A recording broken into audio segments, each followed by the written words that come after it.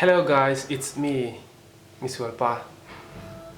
Dan ngai teng booking video kan han siam le chu ne. Tuntuma kan topic tur chu ka le khabu ji chung chang ani. Le khabu hi kum sang i som pali atang khanin ke jiak chawtana. Atira chuanin le khabu ang tur pon ka tilem lawa article hi atira chun ka jiak tan ani. Article hi ka jiak ti chuanin kum sang ni som pasari ro thlen no chuanin kalau call com nem ve view to ni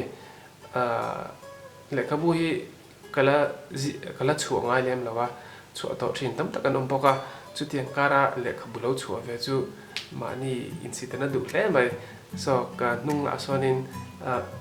le khabu ka tiang trawa ziek tu san le thuak thatak tak te miril tak tak te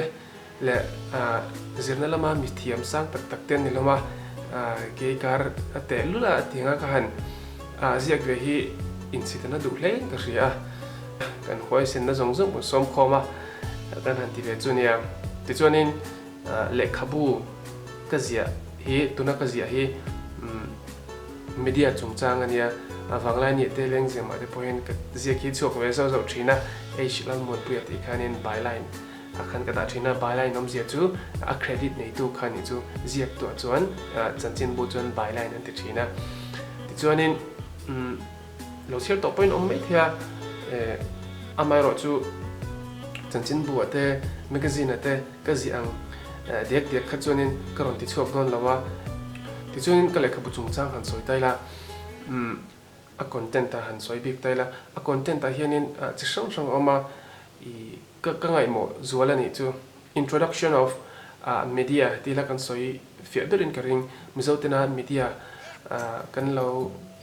ente ka soyang mizotena kan chortang kai thei tu rang chi le mi maltin tena kan lo wer thei ang tu rang chi hi karon zia ka phone kim vek lo theya a chan chu a introduction mol mang te te a mitin tena a chiar thei tura ka buat sai ani a thu pui ang da lecture introduction ani chu I khata chang khanin interest in lo ne ya in lo chui zui ta nin kada ani kale khabu content ta kada how chu media chungchang te communication chungchang te journalism chungchang te social media chungchang te le ka thil ton chungchang te ka ziak te newa chanchin bu hi vengtin kan ne khotin kan ne ka shantin kan ne khamia akai hroina da nang chi mi maltin ten kan lo she theinan le tinga mass communication lampanga zirve lo te tana a guide tur ni chu tiang chi chu ka jeka mi maltin ten kan chotang kain ka ringa alo chu huna po mi no le sak ngai tur khanin ka som bok chewa ti chuanin chanchin bu ania chuanin khalak tan chen thein ka jek ka ni chu shot sang nge medium shot ti te long shot ti te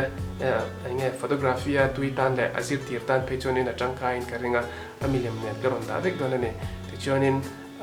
videography lampang chungchang te music video chungchang te le radio te tlem ka han da bokwa ka ting khanin ka thenga angin ka thui kol level ni chu tunlaya kan boi pui ber social media chungchang te le communication kan in biak pona mat la ya changa kan lo in biak po chauda nang chi te kha karon hemi le khabo hian kada ani kale khabu chungchang hian soita la ingwangin nge ka zia na chan chu mi puiten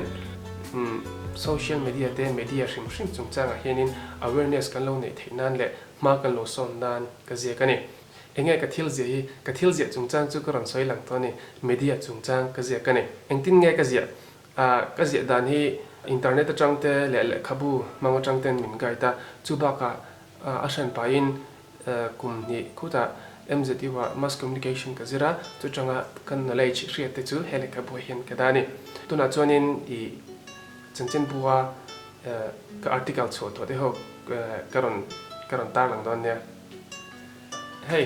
in mongin tira hianin ka article zi ho hi ka da thina ta hianin ka khung khoma kan ron mong chu ka thil se hi ain dot dan kherin ka da lem lawa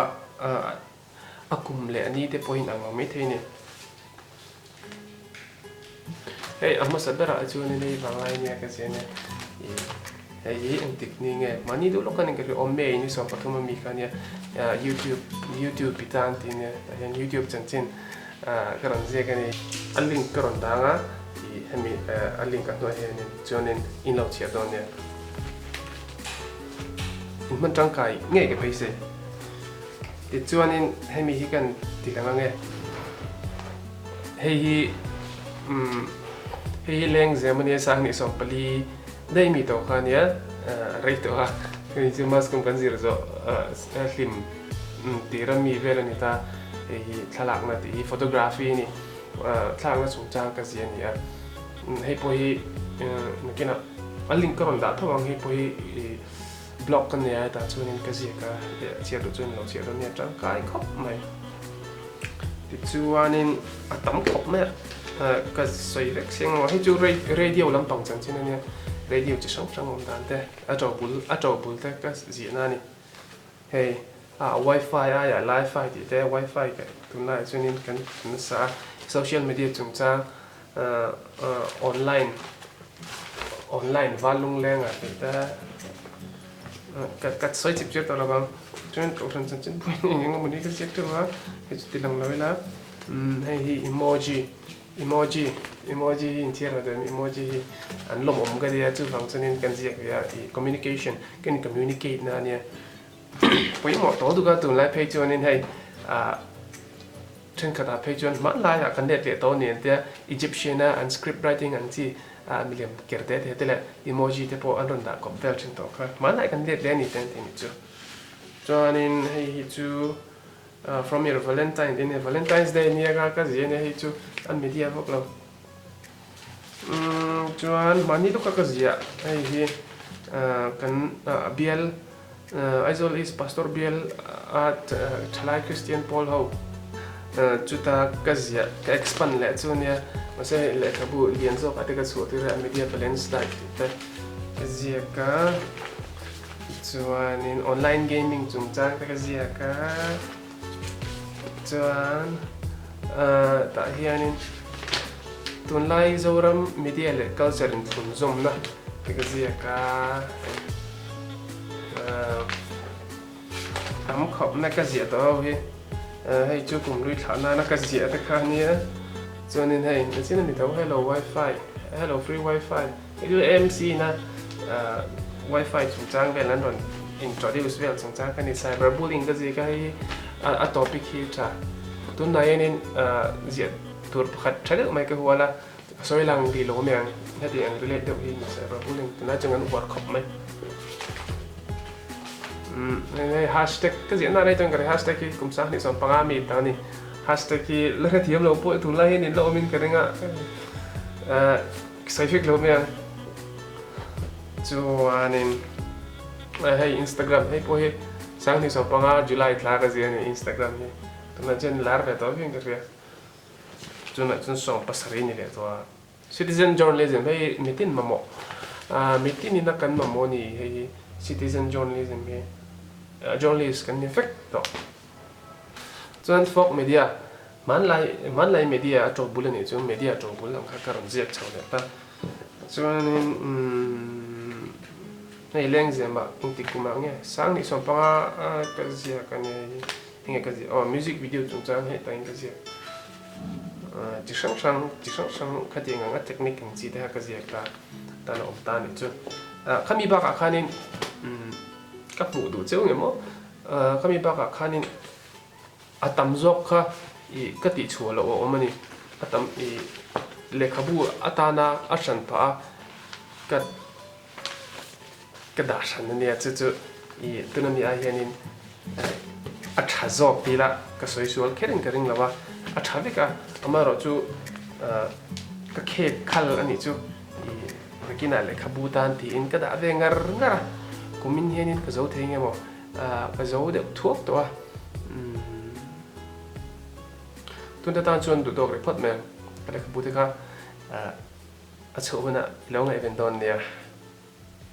in zavain motui mong tha ve ko le